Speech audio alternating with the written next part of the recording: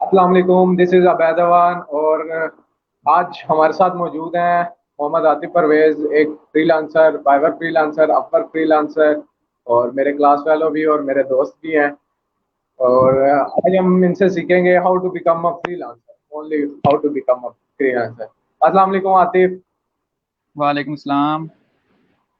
अच्छा आतिफ, सबसे पहले तो अपना जर्नी बताओ ना, कि जर्नी कैसे स्टार्ट हुआ, सारा कब स्टार्ट हुआ और कैसे ये आइडिया आया।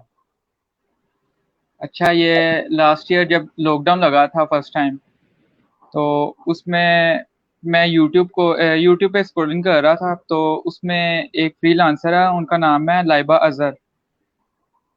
लाइबा अजहर है, उसका यूट्यूब का चैनल भी है, अभी भी वो आप देख सकते हैं। तो मैंने वैसे उनके चैनल खोला, तो उसमें देखी मैंने उनकी काफ़ी ज़्यादा वीडियोस। तो मैंने देखा कि उसने बताया कि आप ना ऐसे ऐसे स्टार्ट कर सकते हैं। अगर आपको एक्सपीरियंस नहीं है किसी चीज़ का, तो आप ये चीज़ें सीख कर स्टार्ट कर सकते हैं बेसिक से। तो फिर मैं वो एक वीडियो पहले देखी, फिर उसके बाद मैं, यानी कि दो मेरे अंदर शौक पैदा हो गया, मैं देखता गया। तो 2-3 दिन मैंने उनके काफ़ी ज़्यादा लेक्चर्स देखे, फिर उनके साथ मैं हिशाम सरवर सर की देखी वीडियोस। और एक दो और थे, अब उनका नाम नहीं याद आ रहा, उनकी देखी मैंने। तो इसको देख के मैंने अपना स्टार्ट किया। तो सबसे पहले मैंने उस दिन वो देखने के बाद तकरीबन 3-4 दिन बाद मैंने अपना अकाउंट बनाया फाइवर का। तो अमूमन ये होता है कि जब भी आप कोई फाइवर का अकाउंट बनाते हैं ना, नया जो सेलर आता है, तो उसको ऑर्डर नहीं मिलता। लोग कहते हैं कि उसको ऑर्डर नहीं मिलता, लेकिन ये ज़्यादातर तो आपकी किस्मत पर डिपेंड करता है। तो मुझे दूसरे दिन अल्हम्दुलिल्लाह मिल गया था। तो वो दूसरे दिन मुझे सबसे पहले एक यूके का क्लाइंट था, उसका ऑर्डर मिला था, और वो उसने खुद ही प्लेस किया था, यानी कि मैंने बाय रिक्वेस्ट नहीं थी सेंड की। तो वो मेरा पहला $5 का ऑर्डर था जो मैंने किया, और मैंने विद इन 2 आवर्स उसका ऑर्डर कंप्लीट करके उसको डिलीवर कर दिया था। तो ये मेरी पहली सक्सेस थी उस टाइम, तो मैं स्टार्ट किया था। तो उस टाइम जब मैंने स्टार्ट किया था, तो मैं जो अपनी निश सेलेक्ट की थी वो थी कंटेंट राइटिंग की। तो कंटेंट राइटिंग का ही मुझे पहला ऑर्डर मिला था। फिर उसके बाद जैसे जैसे मैं सीखता गया, तो उसके साथ मैंने अपनी निशेज़ में इजाफा भी किया। फिर कंटेंट राइटिंग के बाद मैंने वर्डप्रेस सीखा। वर्डप्रेस वो उसका जो चैनल था वो था डी स्लिमी। मैंने उससे बेसिक सीखी, और डीजी स्किल्स के प्लेटफॉर्म से मैंने वर्डप्रेस सीखा। तो यहाँ से मैंने बेसिक्स वगैरह सीख के फिर खुद प्रैक्टिस करता रहा। और प्रैक्टिस करने के साथ साथ मैंने एक अपनी पोर्टफोलियो के तौर पे वेबसाइट भी बनाई थी। तो उसमें मैं, यानी कि जो जो सीखता था उसमें ऐड करता जाता था। तो उसके साथ मैं फिर ये वर्डप्रेस के स्टार्ट की, और थर्ड उसके बाद मैं डिजिटल मार्केटिंग की जो सब फील्ड है, सर्च इंजन ऑप्टिमाइजेशन, वो स्टार्ट की थी मैंने। वो भी डिजी स्किल से मैंने स्टार्ट की थी सबसे पहले। और डिजी स्किल्स के बाद मैं और भी यूट्यूब पे काफ़ी चैनल्स हैं, वहाँ से देखता गया। एक अलीम इकबाल हैं, अलीम इकबाल से मैंने काफ़ी सीखी हैं, और यूडेमी से भी मैंने कई कोर्सेज देखे हैं। यानी कि जितना ज़्यादा वो कंटेंट देखो, उतना ही ज़्यादा आपके एक्सपीरियंस में इजाफा होता है। तो यही अभी मैं 3 टारगेट किए हैं, और अब एसईओ के साथ मैं दूसरी भी कर रहा हूँ, सर्च इंजन मैनेजमेंट और सोशल मीडिया मार्केटिंग, ये भी साथ में कर रहा हूँ अब। अच्छा तो आतिफ, ये बताओ कि कौन बंदा फ्रीलांसर बन सकता है। कोई भी बन सकता है भाई, ये किसी स्पेसिफिक बंदे के लिए नहीं। अगर आपके पास अच्छा इंटरनेट कनेक्शन है, मोबाइल है और लैपटॉप है, तो आप स्टार्ट कर सकते हैं। तो ये बस जो, आपके अंदर शौक होना चाहिए। और ये चार्टर्ड अकाउंटेंट वाले होते हैं, ये अपनी सर्विसेज दे सकते हैं। आपको अगर बेसिक्स, जो चार्टर्ड अकाउंटेंट है उसको तो कंप्यूटर जाहिर है उसको चलाना तो आता होगा थोड़ा बहुत। वो स्टार्ट कर सकता है as a data entry operator. इस तरह स्टार्ट कर सकता है, वो अपना स्टार्ट ले सकता है, और इसके बाद वो दूसरी स्किल्स की तरफ मूव करे। और यानी कि दूसरा स्टार्ट ये, लेने के लिए आप कर सकते हैं ये। अच्छा अच्छा, और दूसरा ये कि कितना खर्चा होता है फ्रीलांसर बनने के लिए, पहले ये बताओ। खर्चा तो कोई भी नहीं होता। अब तो हर बंदे के पास एक स्मार्टफोन है, और यूजुअली तकरीबन हर घर में पीसी या लैपटॉप तो होगा, और इंटरनेट कनेक्शन भी होता है, तो उसके लिए खर्चा तो कोई भी नहीं है। ओके। और मुझे ये बताओ कि फ्रीलांसर के लिए क्या क्या चीज़ें ज़रूरी हैं, कोई बेसिक नीड्स होती है ना जो। सबसे पहले तो वो अपना एक माइंडसेट बनाए कि मैं ये काम करना सही तरीके से। मतलब कि वो एक अपनी निश सेलेक्ट कर ले कि मैंने इसको टारगेट करना है, और अपनी टारगेट ऑडियंस को देखे कि मेरी टारगेट ऑडियंस क्या है और मैंने क्या सीखा है या मेरे पास क्या इस टाइम है जो मैं यानी कि नो एक्सपीरियंस होता है, किसी के पास एक्सपीरियंस नहीं होता जब वो स्टार्ट करता है ऑनलाइन। जब काम स्टार्ट करता है तो एक्सपीरियंस किसी के पास नहीं होता इतना ज़्यादा। मे भी कई लोग होते हैं जो पहले सॉफ्टवेयर हाउसेज में या और कहीं भी जॉब कर रहे हो तो उनके पास एक्सपीरियंस होता है, लेकिन ज़्यादातर अब तो मैट्रिक इंटर के स्टूडेंट्स हैं और यूनिवर्सिटी स्टूडेंट्स हैं, ये ज़्यादा हमें फ्रीलांस मार्केट में मिलते हैं। तो इनके थ्रू आप स्टार्ट कर सकते हैं। आपके पास यानी कि आपका ना एक पैशन होना चाहिए और इंटरेस्ट हो, फिर विदाउट इंटरेस्ट आप नहीं स्टार्ट कर सकते। ठीक है, उसके बाद आपने वो भी बताना था ना कि मोबाइल पे हो सकती है या लैपटॉप लाजमी है, लैपटॉप या कंप्यूटर? ए, जैसा कि मैं आपको अपना बताया कि मैं कंटेंट राइटिंग स्टार्ट की थी, तो कंटेंट राइटिंग में मेरे पास तो लैपटॉप था, लेकिन अगर आपके पास लैपटॉप नहीं भी है तो आप कंटेंट राइटिंग मोबाइल से कर सकते हैं। जैसा कि हम टेक्स्ट मैसेज टाइप कर लेते हैं, तो आप इस तरह ब्लॉग भी लिख सकते हैं उस पर मोबाइल से। मोबाइल से इजी है क्योंकि आप ज़्यादातर मोबाइल से कनेक्ट होते हैं दिन भर, तो आप कहीं भी इजीली लिख सकते हैं ब्लॉग। ब्लॉग भी लिख सकते हैं, डाटा एंट्री भी कर सकते हैं, लेकिन वो थोड़ी मुश्किल हो जाती है। ओके। अच्छा, जो अंडर 18 है वो अपनी पेमेंट्स वगैरह कैसे देखेंगे? अगर अंडर 18 फ्रीलांसर बन जाता है तो वो अपनी पेमेंट्स वगैरह कैसे देखता है? क्योंकि 18 जैसा कि प्लस फाइवर है। बहुत सारे मुश्किलात आती हैं, 18 प्लस को भी हालांकि आती हैं, तो अंडर 18 के स्पेशली। अंडर 18 का यही है कि हमें फाइवर जब हम यूज़ करते हैं तो उसके लिए हमें पेमेंट विड्रॉ करने के लिए पेयोनियर का अकाउंट बनाना पड़ता है। पेपाल वैसे नहीं पाकिस्तान में अवेलेबल, तो हमें पेयोनियर के अकाउंट बनाने के लिए सबसे पहले तो एक अपना आईडी कार्ड चाहिए होता है उसमें। अगर अपना आईडी कार्ड नहीं है तो आप अपने मामा पापा का या किसी रिलेटिव के आईडी कार्ड पे वो अकाउंट बना लें। वेरिफिकेशन के लिए वो मांगते हैं, तो वो आप नेट करके अपनी पेमेंट विड्रॉ करा सकते हैं। अच्छा, तो अगर जब हम पेमेंट, वो अंडर 18 बच्चा पेमेंट विड्रॉ करवाएगा अपनी, तो यानी कि उसके पेरेंट्स को पता लग रहा होगा कि इतनी पेमेंट आ गई है, ये वो सारा कुछ, तो आई आई थिंक ये होगा ना, बताऊँ? नहीं नहीं नहीं, वो यानी कि जिसके पास अकाउंट की एक्सेस होगी उसको ही पता होगा। नहीं, मेरा मतलब ये है कि कुछ चलो अंडर 18 का वो तो आईडी कार्ड तो किसी ना किसी का लाजमी है। दूसरा ये है हम्म। कि मिसाल के तौर पे वो अपने पेरेंट्स को नहीं बताना चाहता, उसने अपनी सेविंग्स रखनी है, या फिर उसके कुछ के घर का माहौल ऐसा होता, तो वो फिर उस सेंस में मैं बता रहा हूँ कि आईडी कार्ड दे दिया तो उसके बाद जो प्रोसीजर क्या होगा? आईडी कार्ड के बाद पेयोनियर का अकाउंट बनाना है सिर्फ वेरिफिकेशन के लिए आईडी कार्ड?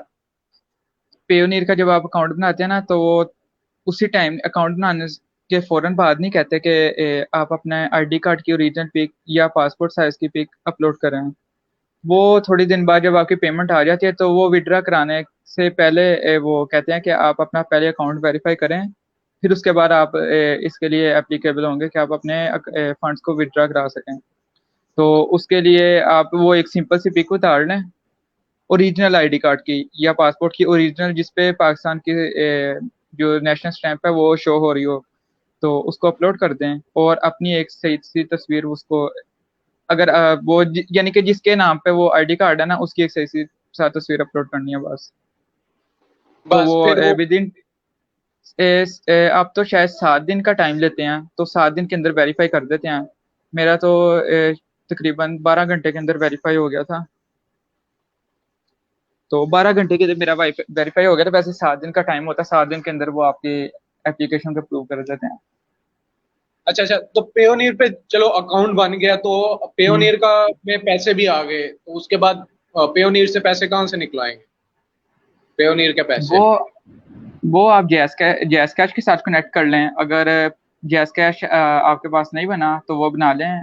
ये भी वैसे यानी कि अगर इंस्टेंट पेमेंट इसमें आप वो विड्रॉ करा सकते हैं, और जैस कैश के बाद आप किसी भी जो पास आपके मोबाइल फ़ोन वाली शॉप है तो उधर से जाके निकलवा लें। नहीं तो अगर आपका बैंक अकाउंट बना है जो 18 प्लस हैं उनका, अब तो मोस्टली लोग बनवा रहे हैं अपने जो फ्रीलांसर हैं, तो वो अपने बैंक अकाउंट में सीधा विड्रॉ करा सकते हैं। अच्छा, तो सब अच्छा, एक और चीज ये बताओ कि हम्म। फ्रीलांसर की डेफिनेशन क्या है? फ्रीलांसर होता कौन? फ्रीलांसर की ऑनलाइन सर्विस प्रोवाइड करना बस। सर्विस प्रोवाइडर ही फ्रीलांसर होता है सिर्फ, या ऑनलाइन जाहिर ही अर्निंग करने वाला? नहीं, ऑनलाइन अर्निंग ही वही, ऑनलाइन आप सर्विस प्रोवाइड करेंगे तो अर्न करेंगे ना। नहीं नहीं, कुछ लोगों का ई कॉमर्स का भी होता है, या फिर कुछ यूट्यूबर बन गया ना तो वो फ्रीलांसर हुआ, या फिर या उसको किसी और वो कैटेगरी तो में ले? नहीं नहीं, वो यूट्यूबर एक अलग है, वो एक अलग चीज है। अच्छा अच्छा अच्छा। यूट्यूबर तो एक अलग चीज है, फ्रीलांस में अपनी अपनी स्किल्स को सेल कर रहे हैं। सही सही सही। अच्छा, तो और एक और ये बताएं कि सबसे आसान स्किल या सबसे जल्दी सीखने वाला स्किल कौन सा है? डेटा एंट्री है। डाटा एंट्री का? ओके। तो हम्म। डाटा एंट्री के फिर वो नेगेटिव पॉइंट्स भी हैं आई थिंक, कि उसमें ये होगा कि टाइम ज्यादा लगेगा, इनकम कम आएगी। हाँ ये है, ये कह सकते हो। मैं स्टार्ट लेने के लिए कह रहा हूँ कि आप यानी कि स्टार्ट इससे ले लें, आपको अंडरस्टैंडिंग हो जाएगी कि मार्केट कैसे चल रही है। यानी कि आपको क्या चीज़ सीखनी चाहिए जो जिससे मुझे भी फायदा मिले, और जो मार्केट में लोग हैं, जो बायर्स हैं, उनको भी फायदा मिले। ओके। और एक और चीज बताएं कि सबसे ज्यादा अच्छी वेबसाइट्स कौन सी हैं फ्रीलांसिंग के लिए? स्टार्ट लेने के लिए तो आप फ्रीलांसर को और फाइवर को चूज कर सकते हैं। अगर आपके पास स्किल सेट में यानी कि आपकी ग्रिप है अच्छी, तो आप अपवर्क की तरफ मूव कर जाएं। वैसे मेरे अकॉर्डिंग सबसे बेस्ट इस टाइम अपवर्क है। Okay okay. एंड और उसके अलावा कोई और वेबसाइट्स हैं, जैसे और भी हैं टॉकटेल, कितने। हाँ, टॉपटाल है, और गुरु डॉट कॉम? गुरु डॉट कॉम है, और काफ़ी ज़्यादा हैं अब तो। और 99 डिज़ाइन हैं, काफ़ी ज़्यादा हैं अब तो तकरीबन। वैसे तो हमारे पास तकरीबन 10-15 हैं जो इस टाइम ज़्यादा देखने को मिलती हैं, लेकिन इससे ज़्यादा हैं वेबसाइट्स।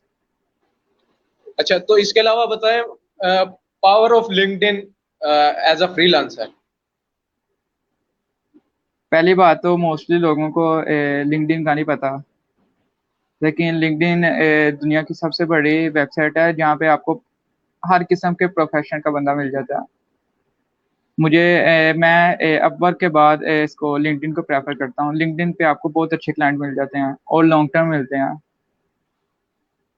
बस इसको ठीक लोग है। एक्सप्लोर नहीं करते। जिनको पता है लिंक्डइन कैसे यूज करना है, उनको वो वहां से ज्यादा अर्निंग कर रहे हैं और अपनी वहाँ स्किल सेल कर रहे हैं।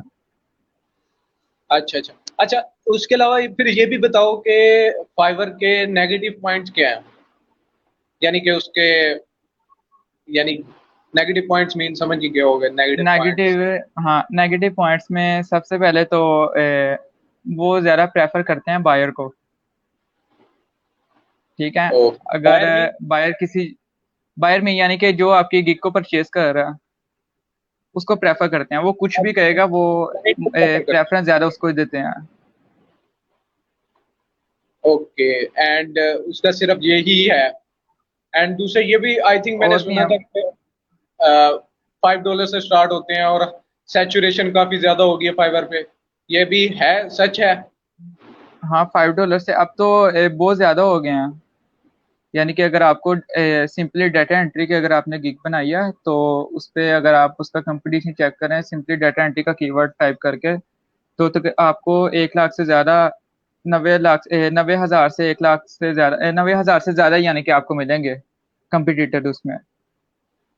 ओके। तो एज अ पाकिस्तानी फ्रीलांसर हमें क्या मुश्किलात फेस की जाती है हमारे पास? मुश्किलात, मैं समझा नहीं क्वेश्चन ये। यानी कि as a Pakistani freelancer online market place पे हमें क्या मुश्किलात फेस होती हैं, पेमेंट मेथड में क्या मुश्किलात होती हैं, इस सेंस में मैं कह रहा पेमेंट हूँ। पेमेंट मेथड में अब मोस्टली क्या करते हैं, जब अपवर्क पे आते हैं ना, तो इस पे फाइवर पे पहले बात कर लेते हैं। फाइवर पे तो आपके पास पेयोनियर का अकाउंट है, तो अब उस पे तो आप यानी कि 20% से जब जब स्टार्ट करते हैं 20% आप दे देते हैं। लेकिन जब वो आप मूव करते हैं ज़्यादा, यानी कि जब आपकी स्किल्स इंप्रूव हो जाती हैं और आप अपनी गिग की जो प्राइसिंग है उसको हाई करते हैं, तो यानी कि जब 20% वो जब आपका डिडक्ट करते हैं ना, तो उसका बहुत दुख होता है। 20% बहुत ज़्यादा है। फिर ओके। 20% मैंने के पहले बाद 20 आपके, था। हाँ, कमीशन? 20% के बाद पेयोनीर भी काटता है। फिर पेयोनीर से जैस कैश में ट्रांसफर करते हैं, वो भी काटते हैं अपने। यानी तो पहले ये होता है एक मसला। डिडक्शन होगी 20% फाइबर पे, एंड दूसरी हाँ, डिडक्शन होगी पेयोनीर पे। पेयोनीर कितना परसेंट काटता है? Payoneer 2%। And then gas cash? यानी कि आप इस तरह कह सकते हो कि आपके पास अगर आपने $100 का काम किया तो 75 आपके पास आएंगे, $75 आपके पास आएंगे, $25 टैक्स में कट जाएंगे। ओके, टैक्स में नहीं, आई ये थिंक कह कमीशन सकते में। हैं। तो अभी लगा नहीं यार, क्या कर रहे हाँ, वो उनका ही है। इसको मैं वैसे टैक्स कह रही हूँ, उनका कमीशन में चले गए वो। हो? तो ऐसे ही वो डराओ ना ना पाकिस्तानियों को, टैक्स वाला टैक्स 2025 के बाद है यार। चलो, अल्लाह खैर करे। अच्छा, तो उसके अलावा एज फाइव, उसके अलावा अगर हम ये लॉन्ग टर्म और शॉर्ट टर्म क्लाइंट्स का भी डिफरेंस बताओ। अच्छा, मोस्टली ये होता है कि आपकी जो निश है ना, वो डिपेंड करती है सबसे ज्यादा लॉन्ग टर्म और शॉर्ट टर्म क्लाइंट्स पे। अब जैसा कि आप एक ग्राफिक डिजाइनर हैं, तो अब मैं आपके पास आता हूँ, तो मैं कहता हूँ यार मुझे एक लोगो बना दें आप। अब मैं लोगो बनवा लिया, तो मैं एक बार ही लोगो बनवाऊंगा। मैं महीने बाद, 2 महीने बाद लोगो नहीं बनवाऊंगा दोबारा। यानी कि मैं इसमें आपका लॉन्ग टर्म क्लाइंट बहुत कम चांस है कि लॉन्ग टर्म क्लाइंट बनो। क्योंकि और कोई अगर इसका मुझे काम कंपनी कंपनी अब 50 साल बाद ही ज्यादातर लोगो चेंज, या 10 साल बाद मिनिमम भी लोगो चेंज होता है, या 5 साल बाद। ये तो कंपनी पे डिपेंड करता है, जो भी हाँ आपकी तो इंस्टीट्यूट है लोग, उस पर डिपेंड करता है।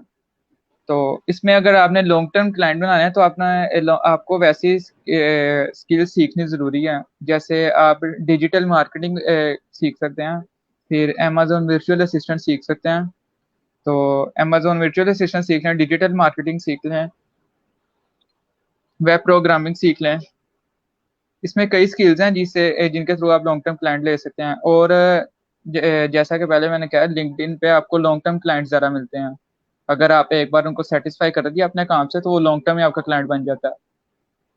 Long term clients, I think आपका मतलब ये है ना कि मंथली बेसिस पे हमारे पास आ रहे हैं, मंथली बेसिस पे प्रोजेक्ट आ रहे हैं, और मंथली बेसिस पे हमारी इनकम आ रही है। और उसमें ये होता है कि अगर हमारे साथ वो दूसरे हमारे प्लेटफॉर्म डायरेक्ट कनेक्ट हो जाता है, तो डायरेक्ट कनेक्ट हो जाता है, तो हमारे पेमेंट के डिडक्शन भी नहीं होती, वो कम हो जाती है, जो फाइवर 20% ले लेता है, और उसके अलावा। हाँ, ये कह सकते हो। ठीक है।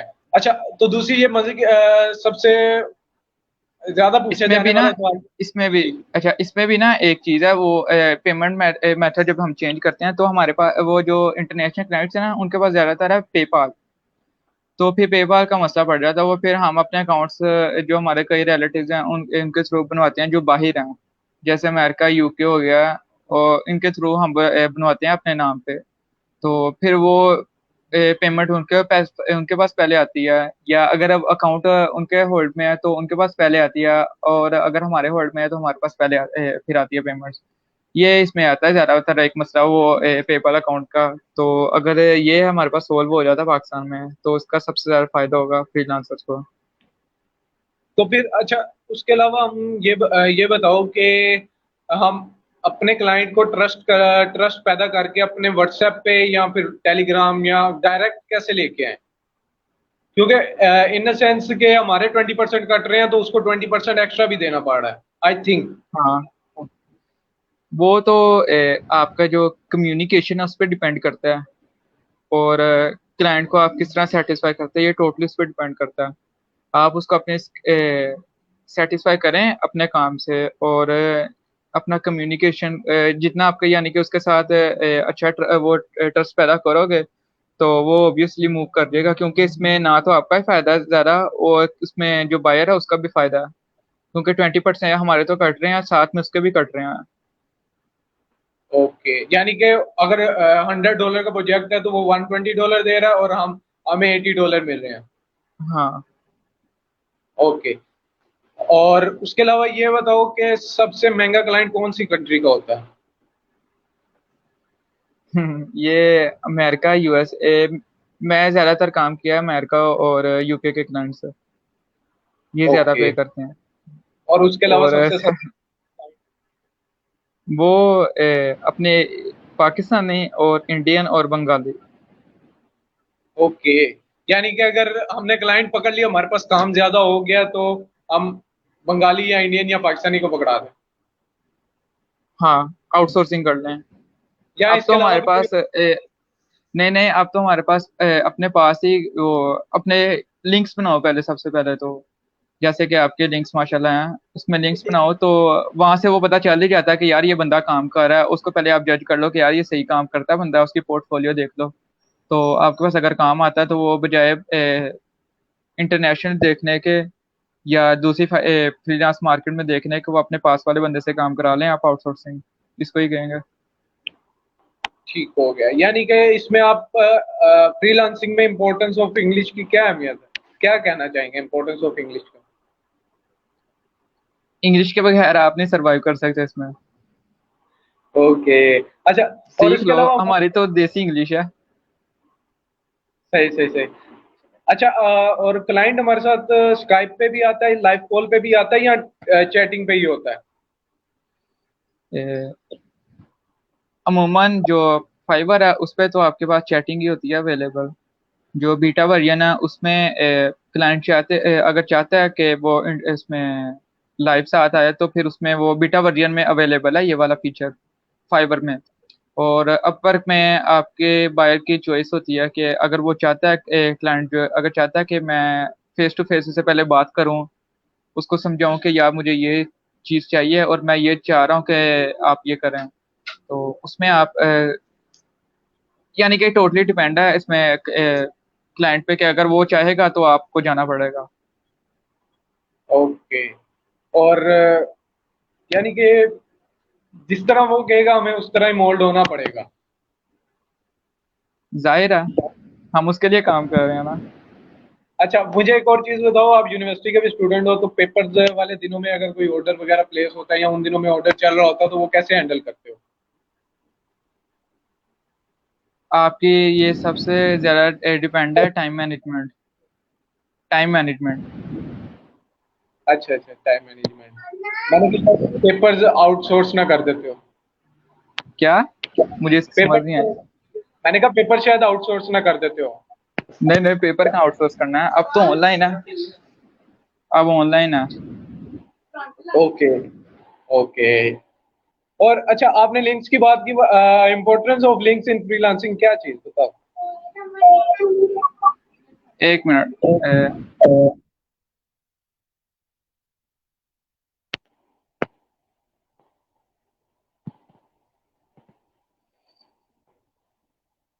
लिंक्स की दोबारा जरा क्वेश्चन पूछना। What is the importance of links in freelancing, importance of networking in freelancing? Networking में इम्पोर्टेंस यही है कि अगर आपके पास कोई ऐसा प्रोजेक्ट आता है जो, यानी कि अब जैसे मेरे पास आता है, मुझे ग्राफिक डिजाइनिंग का बिल्कुल भी कोई आइडिया नहीं है कि किस तरह काम करना है। तो अगर मुझे चाहिए कि मैं अपना एक ऐसा नेटवर्क बनाऊं जिसमें मेरे पास ग्राफिक डिजाइनर भी अवेलेबल हो। तो मैं जब मेरे नेटवर्क में होगा तो यानी कि मुझे वो बाहर से बंदा हायर करने की जरूरत नहीं पड़ेगी, वो मैं अपने नेटवर्क में से उसको पकड़ के कह दूंगा कि यार ये मुझे काम करके दे दो आप। अब तो ये नेटवर्किंग सबसे ज़्यादा इंपॉर्टेंट है। अगर आप एक अच्छे फ्रीलांसर बनना चाहते हैं तो उसमें सबसे ज़्यादा इंपॉर्टेंट है नेटवर्किंग आपकी। और हाईली पेड स्किल्स के कौन कौन से हैं, अगर आप बताओ, फाइवर के लिहाज से या अपर के लिहाज से? इसमें आप वेब डेवलपमेंट कह सकते हो, और ऐप डेवलपमेंट कह सकते हो, डिजिटल मार्केटिंग, मेरे अकॉर्डिंग यही हैं तीन। ओके और भी ओके। होंगी लेकिन मुझे ये नज़र आती है क्योंकि जो मेन फोकस है इन पे ही है ज़्यादा। ओके। अच्छा, ये भी बताओ कि एज अ फ्रीलांसर बंदा मिलीनियर बन सकता है? जी ज़रूर। अच्छा अच्छा, ठीक ठीक। अच्छा, तो फिर फ्यूचर ऑफ फ्रीलांसिंग क्या है, या ये फ्यूचर में खत्म हो जाएगी आज से 30 साल बाद, या ज्यादा बढ़ नहीं जाएगी? नहीं नहीं, इसका फ्यूचर नहीं खत्म होने वाला। फ्यूचर ही खत्म होने वाला? फ्यूचर नहीं खत्म होगा इसका। अच्छा अच्छा, फ्यूचर अभी तो नहीं खत्म। स्टार्ट है। अभी अच्छा तो अच्छा, स्टार्ट है, समझ गए। यानी कि ऑलमोस्ट सारी चीजें फ्रीलांस पे जाएंगी? ऑनलाइन, हाँ ज़्यादातर ऑनलाइन हो जाएंगे अब तो। ये कोविड की वजह से तो अब वैसे ही बहुत ज़्यादा ऑनलाइन हो गया, और इसके बाद भी ज़्यादातर काम ऑनलाइन हो जाएगा। रिमोट वर्किंग हो जाएगी, ठीक हो गया। हाँ जी। अच्छा, उसके अलावा फेसबुक से भी क्लाइंट मिलते हैं, फ्रीलांसिंग जी। क्लाइंट्स? हाँ जी, फेसबुक पे आप ग्रुप्स को ज्वाइन करें फ्रीलांसिंग के, वहाँ से आपको बहुत ज़्यादा क्लाइंट्स मिल जाते हैं। आप बजाय वो स्क्रॉलिंग करें वीडियोस वगैरह देखने के, तो आप ग्रुप्स में देखें, और अगर आप वहाँ मिल जाते हैं, अगर बंदा ढूंढे तो मिल जाते हैं। ओके। अब वो और मैं अक्सर पोस्ट देखी है वहाँ पे, मिसाल के तौर पे किसी बंदे ने पोस्ट किया है कि मुझे एक वेब डेवलपर चाहिए, ये काम करवाना है। अब जिसको नहीं भी आता उसने भी कमेंट कर दिया है। तो इसमें जिस बंदे को काम आता होता है वो यानी कि जिस बंदे को काम आता होता है वो उस तक नहीं पहुंच पाता, जो जिस क्लाइंट ने पोस्ट किया होता है वो उस तक नहीं पहुंच पाता, और जिसको नहीं आता वो अक्सर होता है कि वो उसमें वो गलत बंदा हायर कर लेता है, फिर वो काम भी नहीं उनका प्रॉपर होता। तो इसलिए फेसबुक में यानी कि आपको जो बंदा है ना सही, अगर डेवलपर आप ढूंढ रहे हैं तो वो कम मिलेंगे। ज्यादातर लोग वैसे कमेंट में कर देते हैं जी I am available, I am interested. तो ये आप इसमें मुश्किल है जरा। ओके, यानी कि फेसबुक पे स्कैमर्स के भी इश्यूज आते होंगे। हाँ जी, पेमेंट इशू है सबसे ज्यादा, काम करवा के पैसे नहीं देते हैं। आप ओके। जो अगर ग्रुप से ढूंढ रहे हैं, मैं तो चाहता हूँ कि जैसा कि हमारा एक वो ग्रुप था, अब तो था कह सकते हैं, उसमें अक्सर क्लाइंट्स मुझे मिले थे, तो उनको पेमेंट्स का इशू था कि अगर हमने काम करवा लिया तो ये पेमेंट अगर हम दे रहे हैं तो ये काम ना पूरा करे फिर। तो उसमें आप ग्रुप एडमिन को as a third party hire कर सकते हैं, कि वो आप जैसे कि फाइवर है, थर्ड जी पार्टी जी। वो हैंडल करती है ना क्लाइंट को और बायर को, क्लाइंट को सेलर को, तो आप उसमें as a third party role कर सकते हैं, थोड़ा सा उसमें से कमीशन अपना ले सकते हैं आप। ओके। और उसके अलावा फाइवर पे स्कैमर से कैसे बचा जा सकता है? फाइवर पे मेरे साथ वैसे कभी ऐसा हुआ नहीं है। स्कैमर्स मोस्टली अगर करें भी तो वो इंडियन और पाकिस्तानी है, या बंगाली, अफ्रीकी भी हैं वो ज़रा। तो मेरा वैसे एक्सपीरियंस नहीं है किसी के साथ, तो इस पे मैं नहीं कमेंट करना चाहता। Okay okay okay. तो अगर मिसाल के तौर पे कोई स्कैम कर गया तो हमारे पास उनकी फाइवर की चैट सपोर्ट मौजूद होती है? जी, हाँ वो स्क्रीनशॉट लेके उसकी कस्टमर सपोर्ट पे कंप्लेन कर सकते हैं, लेकिन मसला ये है कि वो ज़्यादा प्रेफरेंस इसको देते हैं, बायर को। ओके, बायर को ज्यादा प्रेफरेंस देते हैं वो। हाँ, ठीक हो बायर को गया। ज़्यादा प्रेफरेंस करते तो आपको नहीं लगता कि पाकिस्तान तीसरे या चौथे नंबर पे ऊपर नीचे हो रहा है, तो ज्यादा सैचुरेशन होगी एज अ फ्रीलांसर, और काफी ज्यादा हैं। आवाम जी। जैसे इंजीनियर में चली गई, हर जगह चलेगी, तो इस सेंस में क्या कहना चाहोगे? अब तो शायद तीसरे नंबर पे है, तीसरे नंबर पे मुझे लगता है शायद इस टाइम पाकिस्तान तो। बाहर से भी जब आप क्लाइंट जब वो देखता है काम के लिए, तो उसमें वो पाकिस्तानियों को प्रेफर करते हैं। आपकी जो प्रोफाइल है वो सबसे ज़्यादा मैटर करती है, तो उसमें आपको प्रेफरेंस करते हैं ज़्यादातर पाकिस्तानियों को, और इंडियंस को भी ज़्यादातर करते हैं प्रेफरेंस, क्योंकि एक तो हमारे यहाँ लेबर चीप है, और जो हम काम करते हैं वो भी अच्छा करके देते हैं, तो इसलिए वो ज़्यादा प्रेफरेंस करते हैं। अब तो ये ओके 5-6 सालों तक दूसरे नंबर पे मुझे आ जाए लगता है आ जाएगा, 5-6 साल नहीं, 3-4 साल में आ जाएगा। ओके ओके ओके, सही हो गया। तो आप इसके बारे में क्या कहोगे कि ये जो रेट्स होते हैं, हम लोग रेट्स इतने ज्यादा गिरा देते हैं, तो रेट्स के बारे में क्या काफी हद तक गिरा देने चाहिए या मेंटेन रखने चाहिए, नहीं, स्टेबल रखने चाहिए? ये क्योंकि ये जो रेट्स नहीं। क्लब हाउस पे कश्मीरी मिला था, तो वो बता रहा था, कहता हम लोग पाकिस्तानी हायर करते हैं, 2 लाख का काम 10,000 में करवा के फारिग हो जाते हैं। वो अक्सर लोगों की मजबूरी होती है, वो कर देते हैं काम। लेकिन जो न्यू सेलर आते हैं ना, अब जैसे उस पे फाइवर पे है, वो पूरी वेबसाइट का उन्होंने जो अमूमन 4 पेज की वेबसाइट होती है सिंपल सी, तो उसमें 4 पेज की वेबसाइट में वो आपके $5 की वो गिग सेल कर रहे हैं। तो उनकी वजह से जो यानी कि जिनका पास काम अच्छा जिनको करना आता है उनके उनको काफी यानी कि मुश्किल होती है। जो न्यूज़ सेलर्स है ना उनकी वजह से वो मुश्किल होती है। जैसे फेसबुक पे है तो वो कहते हैं कि जी हम इतने में आपको करके दे देंगे, इतने में हम आपको करके दे देंगे, तो इस वजह से मुश्किल होती है। ओके, तो एज अ लेमैन मुझे कितना अरसा लगेगा फ्रीलांसर बनने में, अगर मैं आज से ही स्टार्ट करूं? आप आप विद इन मंथ आप यानी कि उसमें एक्सपीरियंस अगर आपको पहला है थोड़ा बहुत, अगर आपके पास स्किल है कोई, तो आपको 1 माह भी लग सकता है, एक नहीं हफ्ते में नहीं, भी आप अगर कर सकते हैं। जीरो से जी, मैंने कहा, जीरो से जीरो मैंने से कहा है, मैंने लैपटॉप पकड़ा है और खरीदा है और इंटरनेट है मेरे पास। 2 से 3 माह। 2 से 3 माह में? तो हाँ, इसके लिए यूट्यूब चैनल्स कौन कौन से रेकमेंड करेंगे जो हम फ्री एजुकेशन जहाँ से ले सके? दोबारा पूछना, मुझे समझ नहीं आई इसकी। मैंने पूछा कि हम इसके लिए आप कौन कौन से यूट्यूब चैनल्स रेकमेंड करोगे जिसके लिए हम फ्री एजुकेशन ले सकें जहाँ से? उसमें अगर आप ग्राफिक डिजाइनिंग स्टार्ट करना चाह रहे हैं तो वो तो आप तो बहुत से लोगों को पता होगा, सर इमरान अली डीन है, हाँ, जी और एफेक्ट हाँ हो गया। VFX mentor.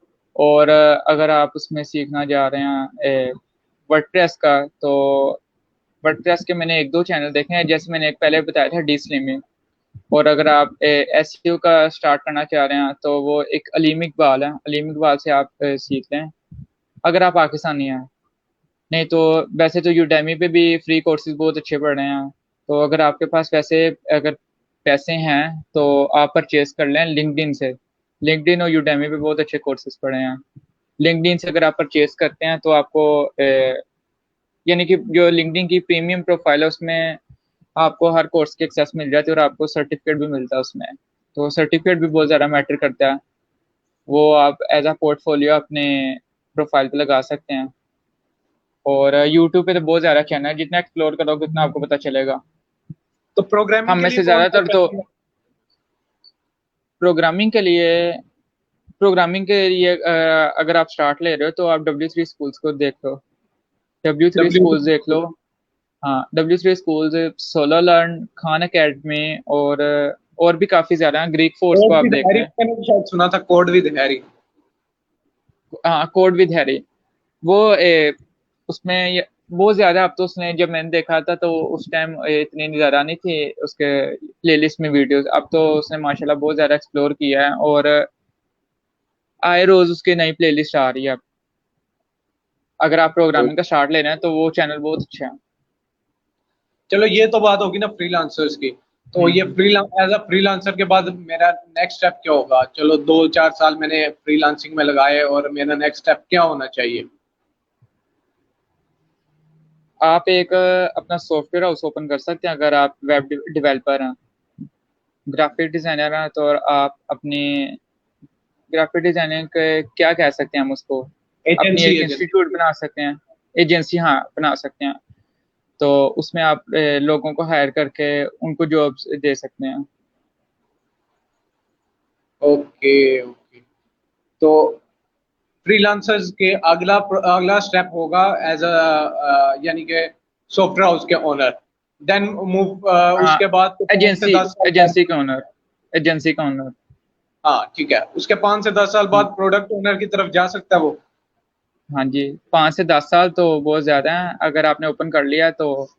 अगर आपका उसमें अगर आपके पास यानी कि क्लाइंट अच्छे आ रहे हैं तो जाहिर है जो वही, अब तो ज़्यादातर लोगों ने जो हमारे पास स्टोर क्रिएटेड है फाइवर पे और अपवर्क पे, उनके ज़्यादातर लोग अपने एजेंसीज हैं। तो वो विद इन 6 मंथ्स या 1 साल 1.5 साल में वो अपनी प्रोडक्ट्स को बनाने लग पड़ते हैं। Okay, okay. तो आप एज अ फ्रीलांसर या फिर एज अ यूनिवर्सिटी स्टूडेंट, आप क्या रेकमेंड करेंगे कि कौन सी एज में फ्रीलांसिंग शुरू कर देनी चाहिए? मैं तो कहता हूँ इंटर में स्टार्ट कर दें। मैट्रिक के बाद छुट्टियां होती हैं, अब तो वैसे ही छुट्टियां हैं। मैट्रिक के बाद आप स्टार्ट कर दें। ओके, यानी कि मैट्रिक के बाद स्टार्ट कर दें तो यानी यूनिवर्सिटी ग्रेजुएशन तक एक बिजनेसमैन निकल आएगा। हाँ, सारा डिपेंड है आपके इंटरेस्ट पे। ओके अगर आप में इंटरेस्ट है तो आप तो 5th क्लास में भी स्टार्ट कर सकते हो। ओके ओके, यानी कि 5th क्लास से भी स्टार्ट कर सकते। अच्छा, मेडिकल हाँ, स्टूडेंट्स को क्या रेकमेंड करेंगे? उन्होंने तो फीस देनी होती है अपनी। उन्होंने क्या देनी होती है?